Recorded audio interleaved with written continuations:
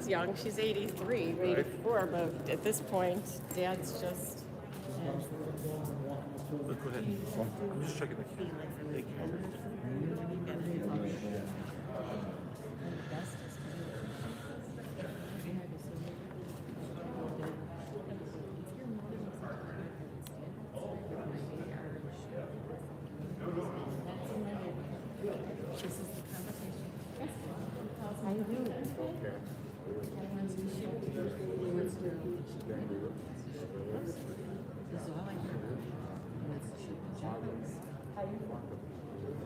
I don't know what that's going to do.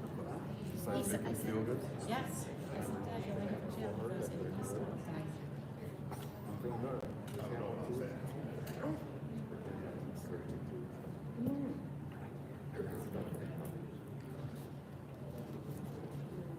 Yeah. What are you saying back here? Potatoes? No.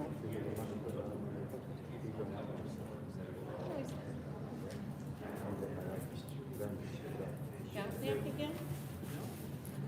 Where the your hip? Where did your hip come out? Oh, yeah. Okay, you know what, Mr. Bionics? I can't handle it anymore, okay? Oh, it did. I can't deal with this without you. Have you seen pictures of my land? No. I didn't send them to anybody. I'm a ball. So excited. I don't have any good drugs for you either.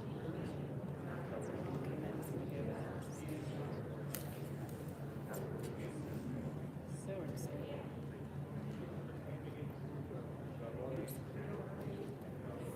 Killed 300 trees.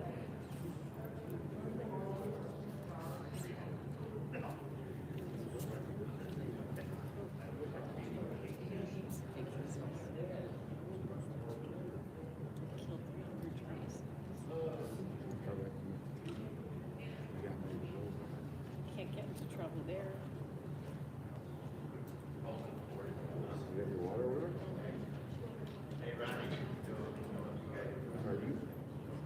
Are you going to put the house on for sale? Of course it is.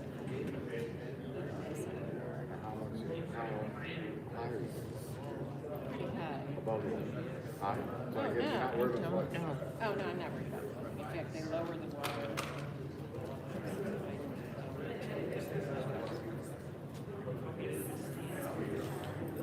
Ladies and gentlemen, please take your seats.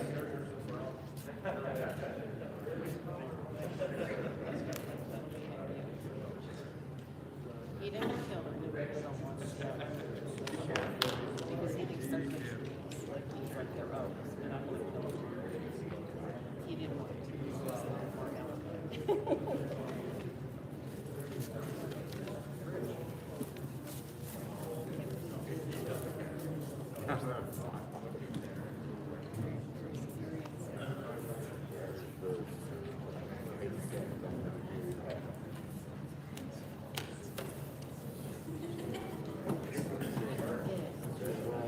Ladies and gentlemen, we'll be beginning the service in just a couple of minutes. Please make your way to your seats. Come sit. Come sit. I'll put you at the end. I'll tell him you're hobbling.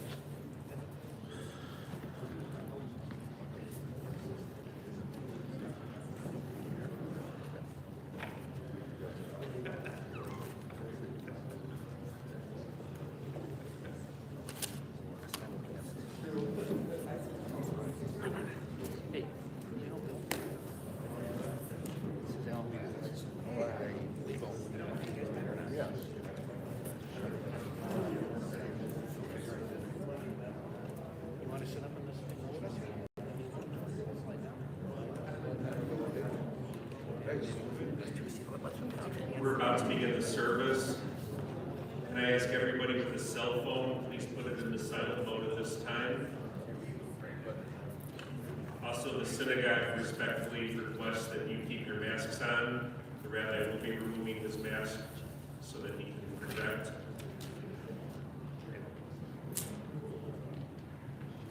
One thing I wish to note, which I'll also say at the end of the service, is there's a meal of condolence in Marcello's father and son that's in the pamphlets, but that's from 4 to 8 this evening. It's not following the service. Again, it's from 4 to 8 this evening. The service is going to be conducted by Rabbi Barry Shepherd.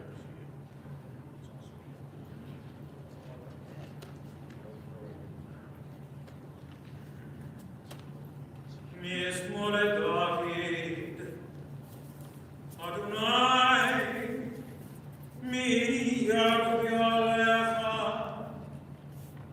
mi yishkom beharkat shecha, olei tamim, ofay l'tzedek, v'dover emet birvachah,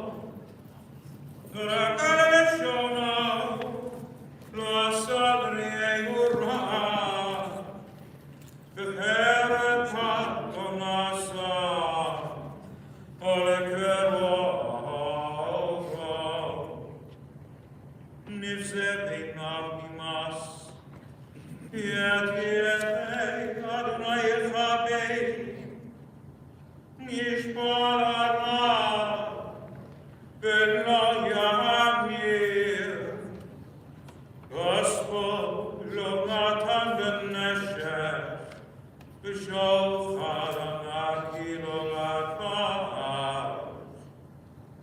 Oh, say amen, lo imot li'olam. God, who may abide in your house, who may dwell in your holy mountain, those who are upright, who do justly, speak the truth within their hearts, who do not slander others or wrong them or bring shame upon them, who give their word and come what may, do not retract, who do not exploit others, those who live in this way shall never be shaken. Dear friends, we are here for a sad and difficult occasion.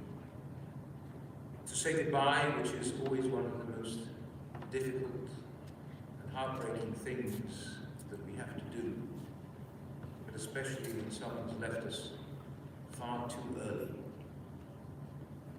So we are here to say goodbye to Mike Kogan, the son of Abe and Betty. But we're also here to honor his memory, to remember him, and even if possible, to celebrate his life. He's behind a family of many, many friends who are bereft this time. His brother Howard, mentioned Howard's late wife, Aline, his late brother Steve, mentioned his wife Susan, who is with us, and his late sister Eileen, also the lady to whom he was married, Lisa, and nephews and niece. We have David and his Danielle, Sarah and her Dale, Robert and Matthew. I remembered everyone. And we're going to hear first from the two of his friends who knew him for a lifetime. They are both here, I think. Wally is here, Barry is here. Yeah. Yeah, okay. So I will start. Wally, if you could come up, please, and speak to us about Mike.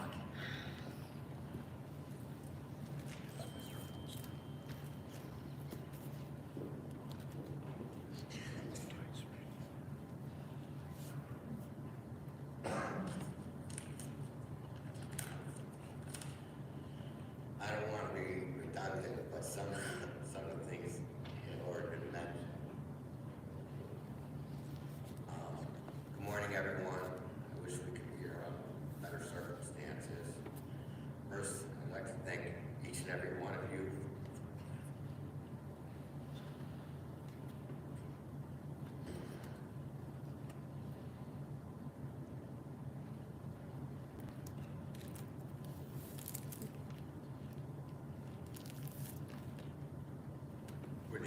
kind of love and sport.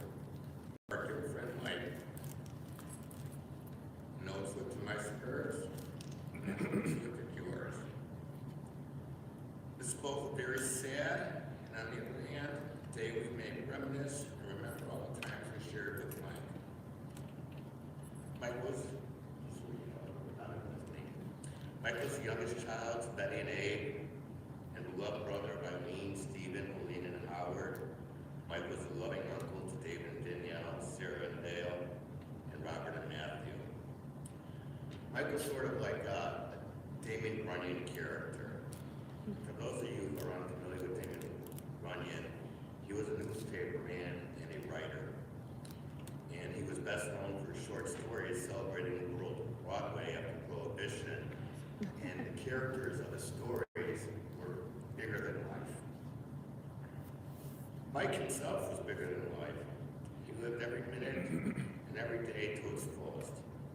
He had such an eclectic group of friends, and in 50 years of friendship, seldom had I heard Mike ever say a bad word about anyone but me.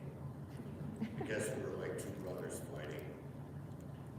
Mike had a heart of gold, a passion for fun and games, but more importantly, Mike always had a smile on his face. He was always showing off his pearly white teeth with that adorable gesture of innocence after he was caught doing something extremely wrong.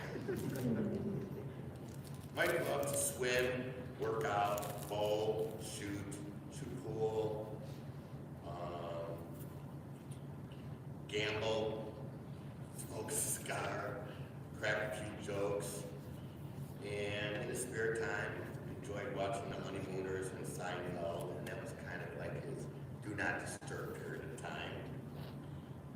And Mike also had a love for dogs, and thus named all of them Princess, except for one, Zoe. Zoe and Mike must have had a special relationship, for as Lisa told me, one day Zoe was sleeping on Mike, and while she was cooking, Lisa went to wake Mike up, and only to notice that Zoe must have moved during their nap. Well, upon further examination, and unbeknownst to Mike, Zoe pooped on Mike. And as I previously stated, Mike used to enjoy a morsel of food every now and then, but from there he graduated into, let's call it, eating contests. So going back through the years, I had to remember some of the appropriate stories because many of them are just not, I can't tell them here. But I remember Mike's parents had a condo in Florida, and I believe it was in the Americana Club. Anyways, one morning in the very early 70s, Stan, Mike, and I decided to have an eating contest at the Burrell restaurant. Mike had his usual 20 or so blueberry pancakes, topped off with eggs hollandaise, bacon, and a quart of syrup. Needless to say, Mike won the eating contest, and Stan and I never stood a chance. So now, after we have our eating contest, we go out to the beach, and Mike goes into the water. Back in those days, it was believed that after you had a meal, you should wait 30 minutes before you go into the water. Well, not Mike. Mike goes into the water, and all of a sudden, a huge wake hits him in the back, and Mike starts throwing up all over the place. Little kids and children alike started screaming and crying and running to their parents, "Mommy, mommy," yelling, "There's a monster in the ocean, there's a monster in the ocean." But as years went by, we got cowards. Things got worse. I remember on one occasion in 76, Mike and I were playing poker in his home in Skokie. It was called the Red Room. One day, Mike and I decided to go get some food at Kaufman's Deli, and for some dumb reason, we decided to share the pastrami with his first dog named Princess. Well, that didn't go over very well. Princess became violently ill, and as we were taking Princess to the vet, she started throwing up all over my mother's car.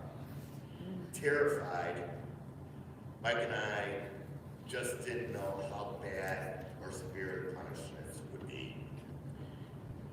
Then on came our college years. After college, Mike went into the family business. He maintained that larger-than-life character and just had so much fun, from flag football to shooting pool, and even once in a while having a cocktail or two, or even three. But he even started dating. But life and friends were still his passion. Finally, in 2018, Mike met a woman who he could tolerate. Boy, Lisa had no idea what she was getting herself into, but she loved Mike. Mike and Lisa were married March 19th, 2000. It was a beautiful wedding that many of you were at. We danced, we partied, hoisted the cheers above our heads, did the hora, and then celebrated till wee hours in the morning. When we returned, the limo to take them to the airport for their honeymoon to Hawaii was waiting. Lisa, to say the least, was not very happy. After the honeymoon, Mike and Mike decided to buy 2 condos and tear down the walls for a little bit more comfort. That was just simply how Mike lived. Lisa reminded me of a story about Mike's workouts. They literally lived across the street from the Peninsula Hotel Health Club. Mike would walk across the street, do his workout in typical Mike fashion. He would take a cab home. It was literally across the street. And fortunately, to this day, Michael and Lisa have maintained a true friendship. On Mike and Lisa's first honeymoon, they were set to drive to Florida with Zoe. Yes, this is another Zoe story. They were all packed up and ready to go. Well, Zoe had had an accident, and Mike being just completely Mike, oblivious to anything around him, somehow found a way to step in Zoe's poop with both feet. Now, for all of you that remember, Mike, his feet were this big. So, after cleaning up the mess, Lisa later looked at Mike with this dumbfounded look and asked, "How did you not notice?" So, anyways, earlier I had mentioned that Mike had a very eclectic group of friends. He was so likable and lovable. Eric, Ronnie, Mark, Jeff, Kenny, Steve, Rick, Stan, Todd, Jimmy, Paul, Peter, Barry, Alan, Glenn, Mike, Mitch, Scott, Andy, Stuart, Debbie, Janet, Jan, Janice, Cheryl, Susie, Stephanie, Amy, Cindy, Barbara, Tom, Scott, Karen, Jill, Ava, Kelly, Billy, Celine, and Craig, Terry, Joel, George, Johnny, Mary, Russell, Tim, Lynn, Jody, Howard, Seth. I'm sure I've missed many people, but rest assured, Mike is looking down upon us and smiling at all of us. Mike was a true friend.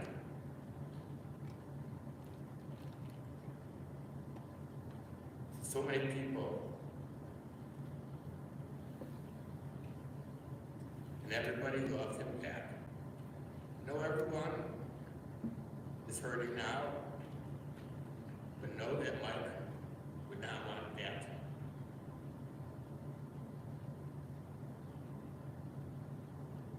I'm proud Mike was one of my 2 best men at my wedding. He was the godfather to my oldest son, and Mike was truly the brother. Because I never had my best friend, my brother, my lifelong friend. I believe I speak for everyone when I say we are all going to miss you. Thank you for all the fun, joy, and smiles that you brought to everyone's life. Rest in peace, 322. We're going to miss you.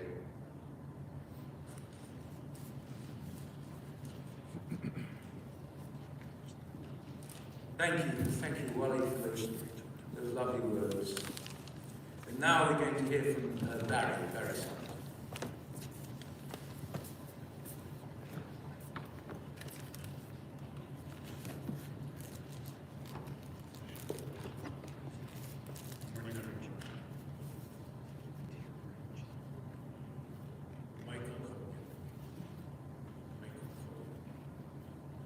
As I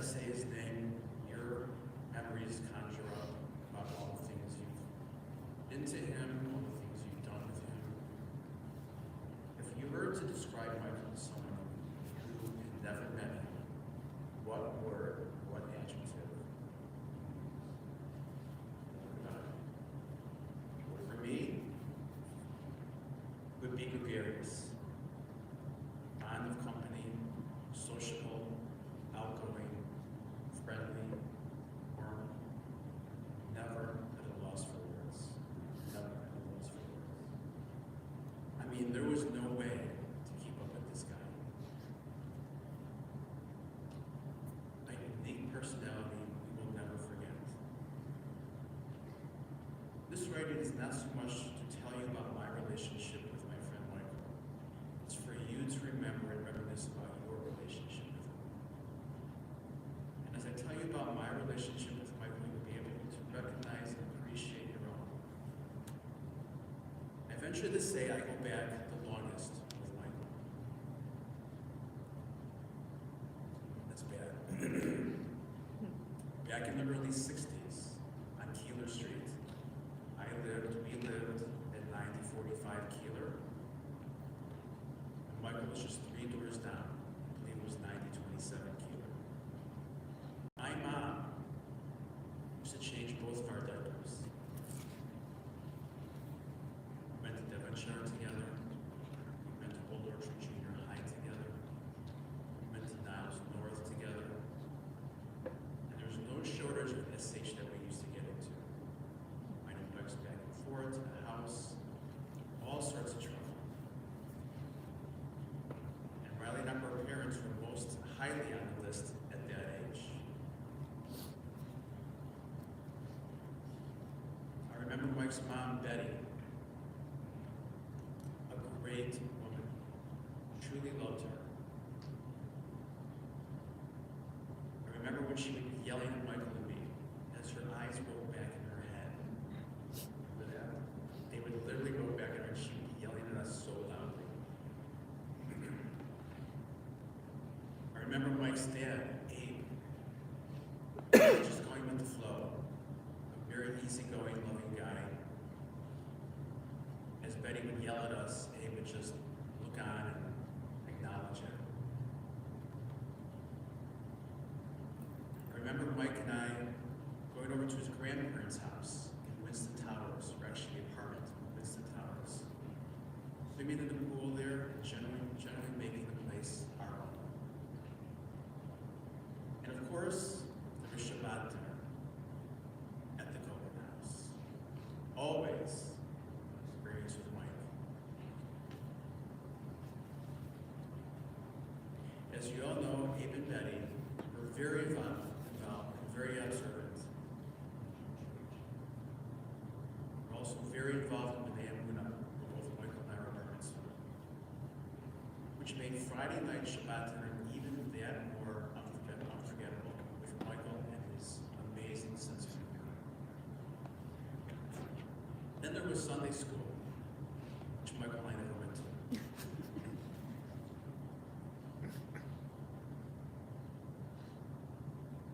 As we got older, junior high, high school, our interests shifted to girls, playing cards.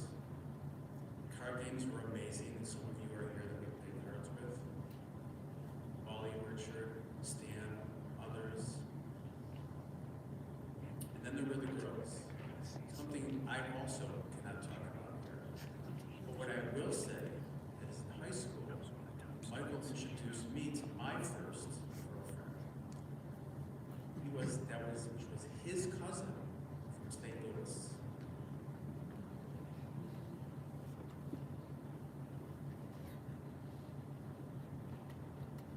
In true Michael fashion, even though it was his cousin, he wanted to know all the details. After high school, we went our separate ways, college and such, but we never lost touch. About 10 years ago, when we moved back to Skokie, Mike was living in the house in Comar, just a few blocks from where we were living. Now we were close again, living a few blocks from each other like we did when we were kids. Mike coming over to our house,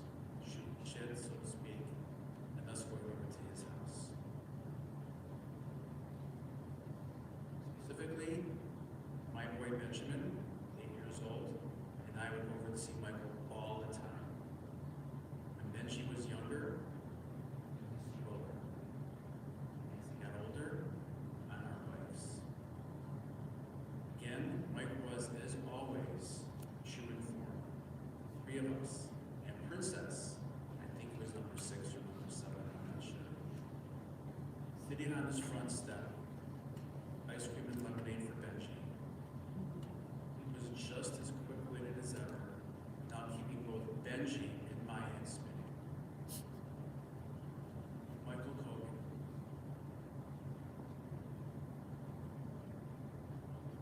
Just as the name conjures up all types of images and memories for each of us individually and collectively. And as I lay in bed with my son Benji, as he's falling asleep, his arms wrapped around me, he says to me, I can't believe Michael Kogan is passed. His memory be for a blessing.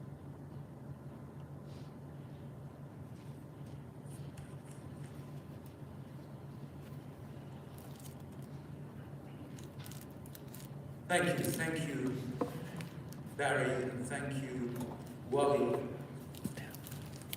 I spoke to both of you before this day, and you were telling me about this man who, unfortunately, I didn't have the pleasure, I was going to say the honor, but I think pleasure is a better word, the pleasure, the joy of meeting, because when I spoke to both of you, and you've heard today, and you know you've experienced more than I could.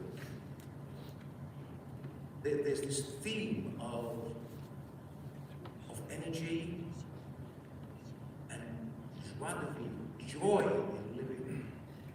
Joy, it's taking joy in living, and a wonderfully quick mind, and a magnetic personality, someone who attracts people, and people want to be with. One of you told me how, after his parents passed, other families would be glad to have him for Hanukkah, for all kinds of occasions, because his presence was something that you enjoyed. You loved being with him. There are such people. We need more of them. Yes, I heard that he was occasionally, he would be a little wild. He might upset certain traditions. I like the way you explain your relationship to Sunday school by the single word absence. There are other things too, but let me concentrate a little on this first. When we hear about someone, and I was hearing about someone I didn't know, we often think of them and we think, in what sense am I like that person? Or would I like to be like that person? That happens. Well, I'm nothing like that person. I'm nothing like Mike. And I wish I were a bit more like Mike. Not some of the more wilder escapades. I don't know if what I'm now could stand that. But this freedom and this taking opportunity and this physical ability and this love of physical activity, I'm extremely unphysical.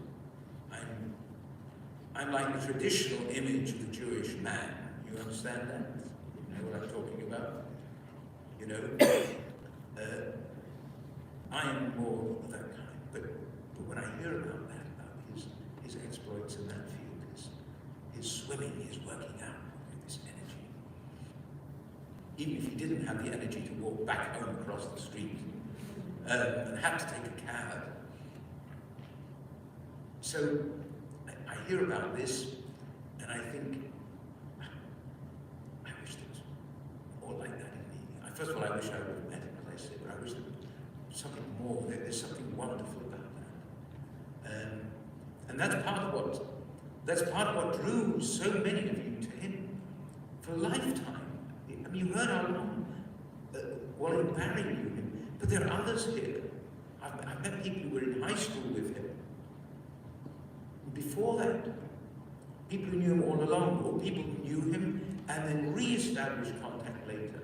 That's not happened to me. I don't have any high school friends, and I certainly don't. I may have one or two friends from college that I've re-established contact with, but not like the way you're describing. I spoke to someone else here today, and I'm sorry I forgot your name, sir, who worked with him, who worked for him. He came here from way south. Where are you? Let's speak to you. Yeah, there you go. Sorry, what's your name? Dennis. I spoke to Dennis this morning, and I heard something else. When I spoke to you, Dennis, and I said to you what was like, because you worked for him. You didn't just work for him. You know, we all work for people, we have employers, we have people we work for. You told me he was your mentor, right? I'm quoting you correctly. And I said to you, what did he teach you? Remember that? And you said, listen to this, you said, love and compassion, right? That's what he taught you. And then you didn't work for him, but you were a friend, you became a friend, and you became a friend of the whole family, or many of them. So that's something else. That's something wonderful. That I don't hear every day, and I meet a lot of people. That side of him. When you said that he introduced you to he found a girlfriend for you from his own family, he was keeping it in the family. Then he wanted to know the details, but that's another matter. But he found someone for you. Because we all know people who are full of the joy of life, but they don't share it. There are lots of people like that. Many of them. Dancing around, all kinds of things. It's them. It's not others. But you have this person who both has this joy, this energy, this life that is expressed in so many ways and shares it with others. As I say, others want to be with him. As you said, he came from a very religious family. His family were founders of B'nai Emunah. I know that there are plaques to commemorate his family, not only in the synagogue, in some of the library, in Northbrook Library, and other libraries.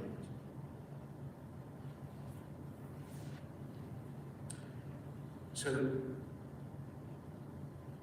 the question that one always asks oneself, that I ask myself when I speak to people in your situation, is there any way I can help you? Because I know just from speaking to you, the family and the friends, that you're devastated. And as you said, Barry, Benji how old is Benji? 8. He's 8. 8-year-old. This is a wonderful relationship. You know, I talk about the magnetic personality that attracts. Not just with adults, not just with people his own age, with people older than him, with people younger than him, with people much younger than him. So Benji is devastated. And I think to myself, is there any way for me to help you? The way you're feeling, the way I know you're feeling. First of all, with Benji, it's not just grief, it's disbelief.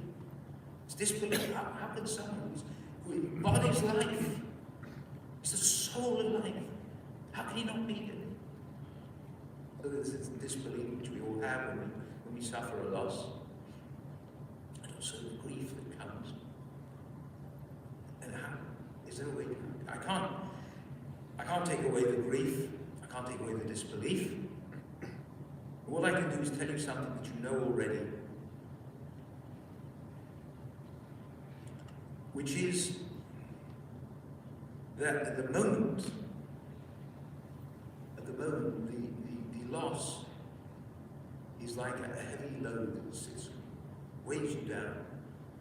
Or to use another metaphor, it's all of you. It's your whole body, your whole consciousness. And one of the characteristics of this feeling is that it seems as though it's permanent. It feels as though it can never, not just go away, but it can never be any less. I always feel this way. I know from people I've spoken to, I know from my losses as well, I've lost my parents. But what happens, however impossible it seems, however even almost undesirable it seems, this weight becomes less. It doesn't go away completely. It never goes away completely. But it does become less. It is not quite as oppressive, difficult, and overwhelming. If you prefer another metaphor, it's like a noise that is very, very loud. And it seems to you that noise will be there forever, but it gets a little gentler, a little quieter. And I'll tell you what will grow as this gets less.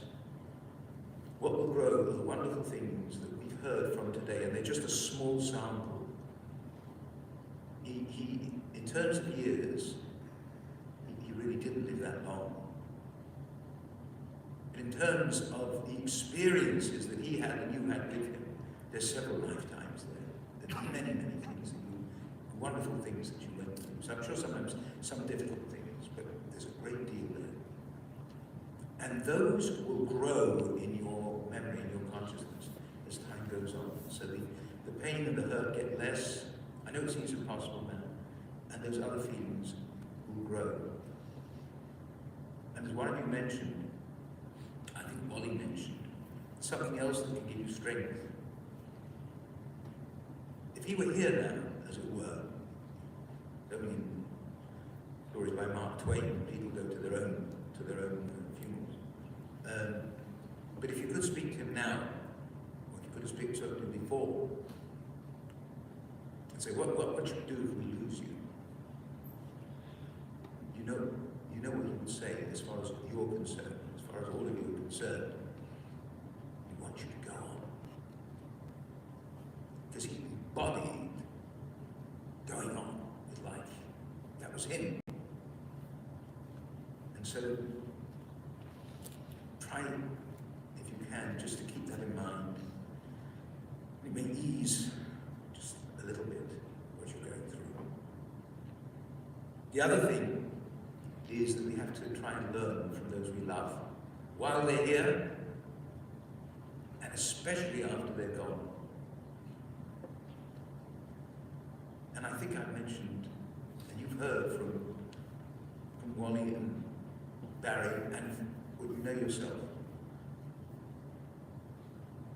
there's a great deal to learn from him.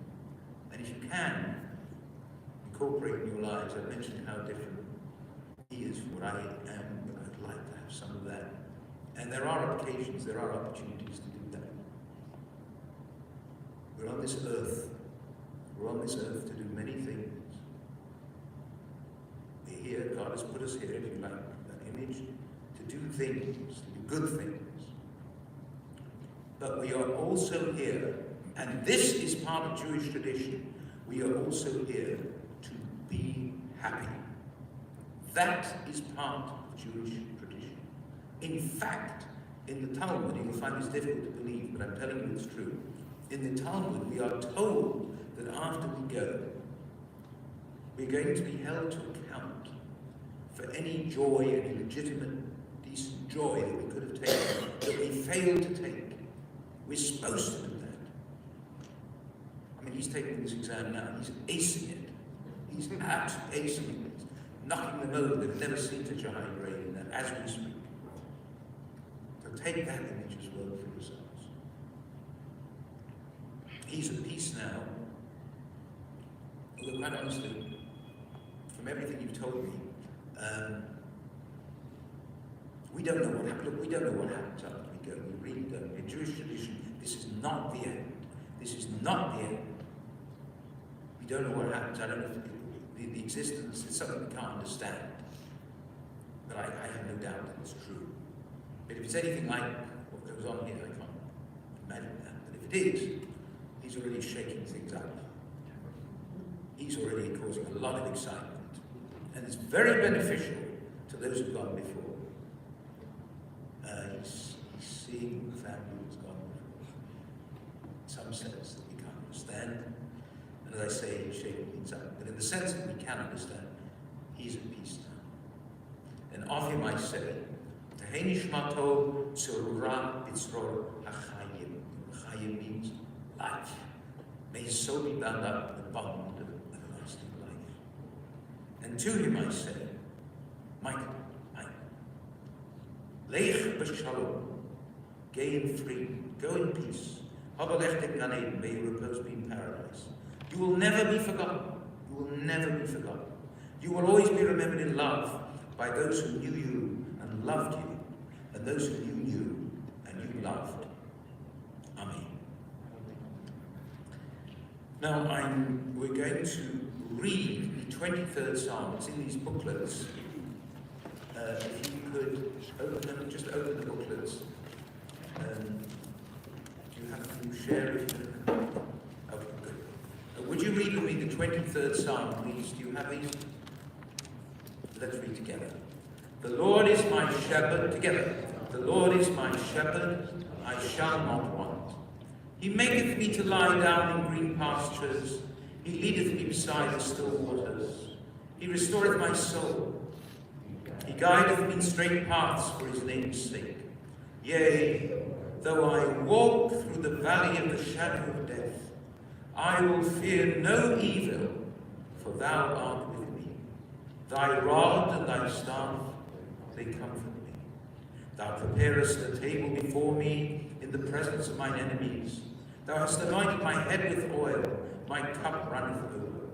Surely goodness and mercy shall follow me all the days of my life, and I shall dwell in the house of the Lord forever. If you can, could I ask you to stand, please? If it's difficult for you to stand, stay seated, please. Don't stand. And now I'm going to ask those of you wearing the ribbons, it's just you. So, can you, or can someone help you cut that ribbon from the bottom? Just tear it from the bottom. Just a little bit. Tear it from.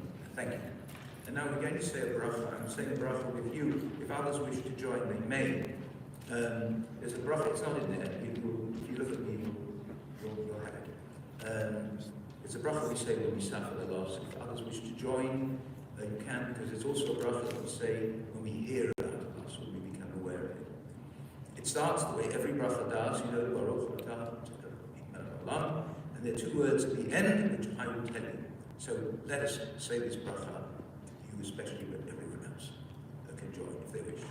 Baruch Atah Adonai Eloheinu Melech Haolam Dayan Ha'emet, which means blessed be the true judge. That's what we say when we suffer the loss. Please remain standing. Emale Rachamim Rochein Mamramim Ametzei Miruchanifana Ta'afat Kanefei Ashefina Emanot Lashim Atavim Kizohar Harakiam Masihiri Et Nishmat Michael, Mike, Ben, Betty, Shalach Liolamo, Bravo, Sheanach Nodring Litztaka, Piadas Karat Mishmato, Beganeten, Tehei Minuchato, Lafeine Bagarachamim, Yastireu Besede Knafal Yalamim, Yitzeror, Mitzvorachim et Nishmato, Adonai Unachalato, Ve'anu Abishalom, Al Mishkavo,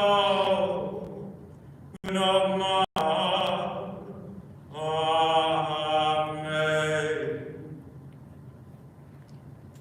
Passion of God, eternal Spirit of the universe, Grant perfect rest in your sheltering presence among the holy and pure, shines the brightness of the firmament unto the soul of Mike Kogan, the son of Abe and Betty, who has ended eternity and in whose memory we offer charity.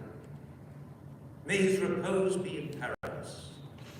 God of mercy, let him find refuge in your eternal presence, and let his soul be bound up in the bond of everlasting life. God is his inheritance. May he rest in peace, and let us say, Amen.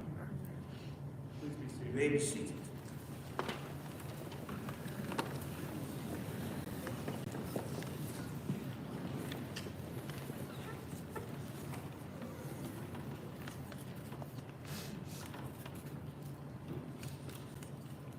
The interment will take place at Shalom Memorial Park, located in Arlington Heights.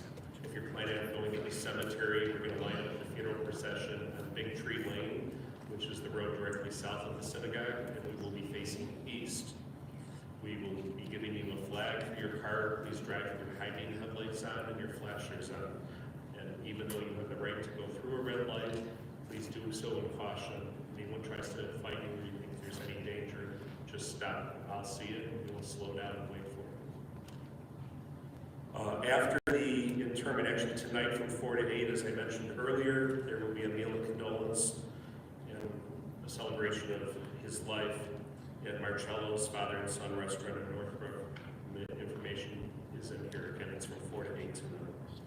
The following have been asked to act as pallbearers: Jimmy Selgrad, Barry Summer, David Huska, Peter Kaufman, David Kogan, Wally Poster, Richard Cohn, Ronnie Genender, and honorary pallbearer, unless he's here, Eric Huska. At this time, if everybody would please rise, if the pallbearers would please come forward and face for the casket section.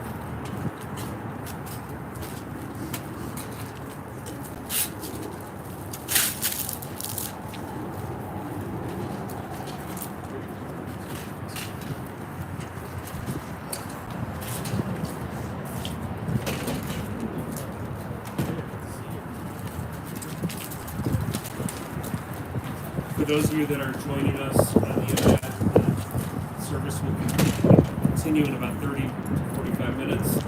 Just log in on mitzvahfunerals.com below where it says interment. Thank you.